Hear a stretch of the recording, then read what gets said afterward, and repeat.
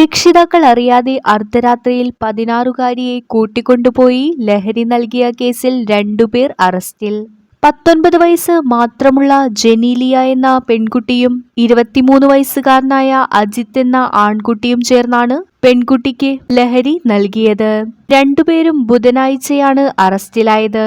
ഇതോടെ ഈ കേസിൽ അറസ്റ്റിലായവരുടെ എണ്ണം 6ആയി. ഈ മാസം 12-ന് അർദ്ധരാത്രിയാണ് കുട്ടിയെ വീട്ടിൽ നിന്ന് കൊണ്ടുപോയത്. പിന്നീട് നിർബന്ധിച്ച് മദ്യം നൽകുകയും സിഗരറ്റ് വലിപ്പിക്കുകയും ആയിരുന്നു എന്നാണ് വിവരം. തുടർന്ന് മാനന്തവാടി കണിയാരത്തുണ്ടായ അപകടത്തിൽ ഗുരുതരമായി പരിക്കേറ്റ കുട്ടിയെ അമൽ കൃഷ്ണയ്ക്കൊപ്പം കണ്ടെത്തി. കേസെടുത്ത മാനന്തവാടി പോലീസ് പ്രതികളെ അറസ്റ്റ് ചെയ്യുകയായിരുന്നു. രാത്രി 11 മണിക്ക് പെൺകുട്ടി ഉറങ്ങാൻ പോയതായാണ് രക്ഷിതാക്കൾ പോലീസിന് നൽകിയ മൊഴിയിൽ പറയുന്നത്.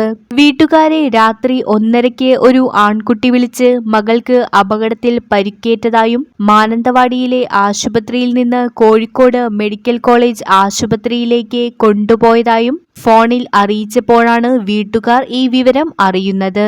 അടുക്കളവാതിൽ തുറന്നിട്ടിരിക്കുന്നതായി ശ്രദ്ധയിൽപ്പെട്ടിരുന്നു. തുടർന്ന് ആശുപത്രിയിൽ എത്തി മകളെ കാണുകയായിരുന്നു.